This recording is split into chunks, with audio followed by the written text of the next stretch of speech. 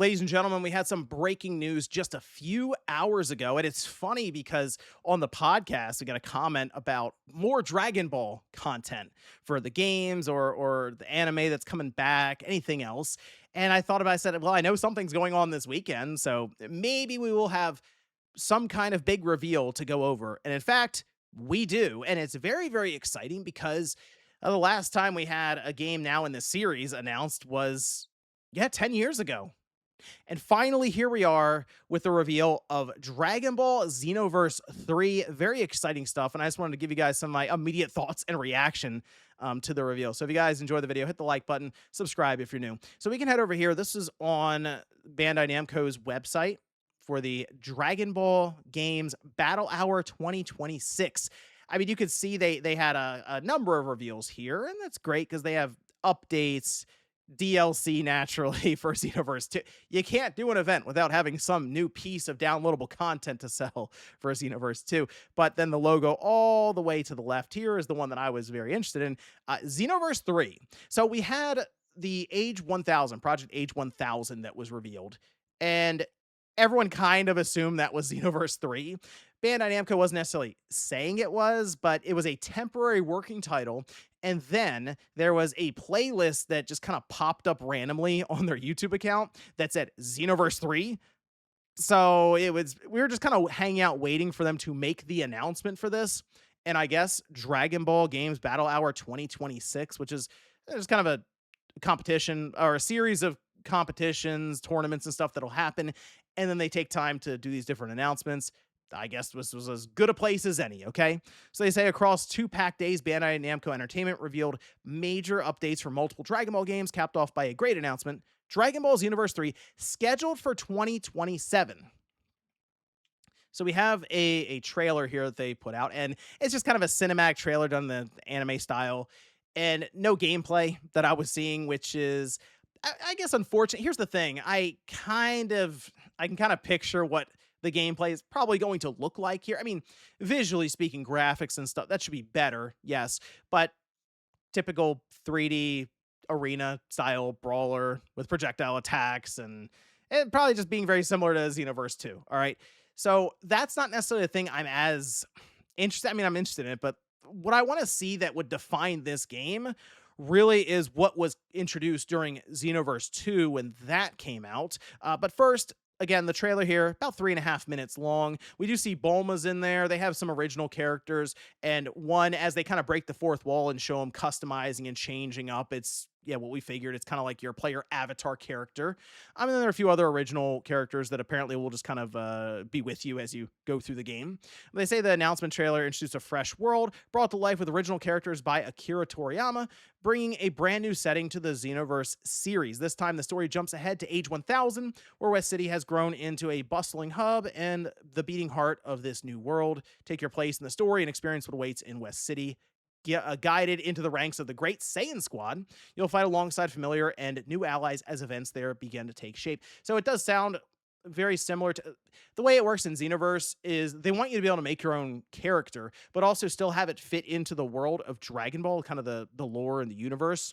And the way they do that is you'll be part of Time Patrol, and you may have to go back in time or in a different timelines to stop bad actors from affecting really what is like the golden timeline, what we all know in terms of the events from the beginning to end of the Dragon Ball story. And I mean, it was fun. It was interesting because then you could say, okay, I'm going to this room. You could have people join in with you, and then you do some big battle against a boss-like character, and then you get drops, and it plays out very similar to, I mean, I don't want to say looter shooter, but like you go through the game together, multiplayer style, and you come out the other side with better gear or abilities. And it worked well that way. Or playing it single player, you can go through each individual story mission that they had set up. And it kind of played into the what if scenarios that we also had from back in the day on the older Dragon Ball games or the PS2 era. It was pretty fun to have that there. But Xenoverse 1 came out in 2015. And then the next year, Xenoverse 2 came out. They really didn't spend much time on Xenoverse 1.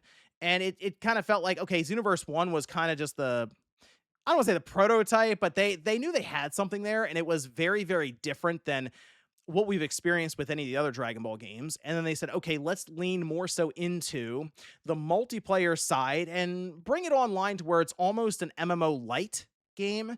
And it's served them well for 10 years. It really has been 10 years for Xenoverse 2, and it will be more than a decade when Xenoverse 3 comes out, because it is planned for release in 2027.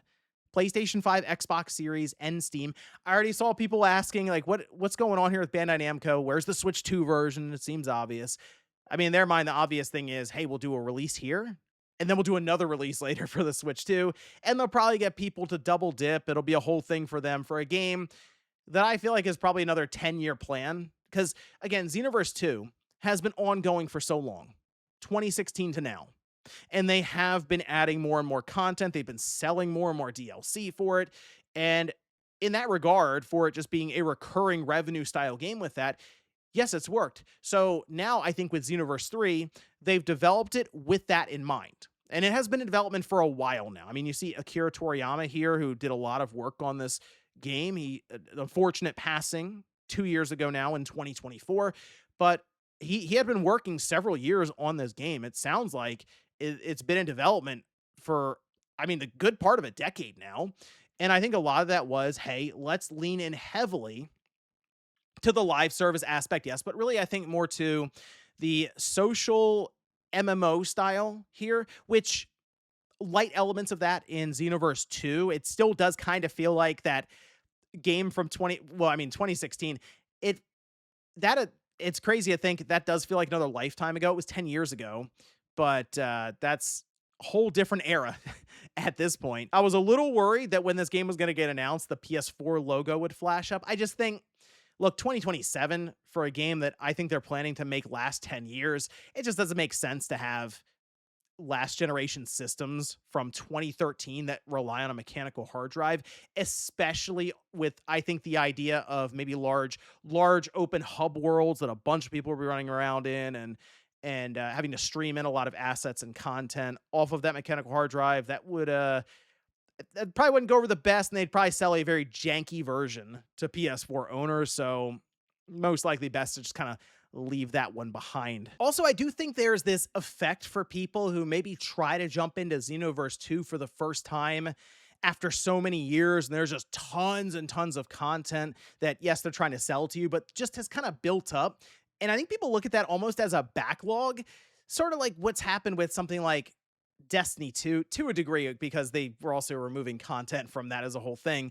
But I just mean, you kind of feel like you've started way behind everyone else, and you'll just kind of hang out and wait for a fresh start with a new release. And that's kind of what I'd be looking at here with Xenoverse 3. I think this would also bring in a whole bunch of new people checking out the series for the first time. Not surprisingly, Dimps is developing Xenoverse 3. The last game they made was Freedom Wars Remastered, but they're back to Dragon Ball now, and not surprising because they did the other Xenoverse game. So yes, you would probably bring in the same people who have been working on this series for more than 10 years now to do Xenoverse 3. But I'm very excited to see what they'll do here, building from the ground up, because again, with Xenoverse 2 2016, Super hadn't even happened yet, and they've been just adding in bits and pieces as they've gone along, but still trying to fit within the box that or the game that they built for Xenoverse 2, whereas now they're going to build this from the ground up with all kinds of new Dragon Ball content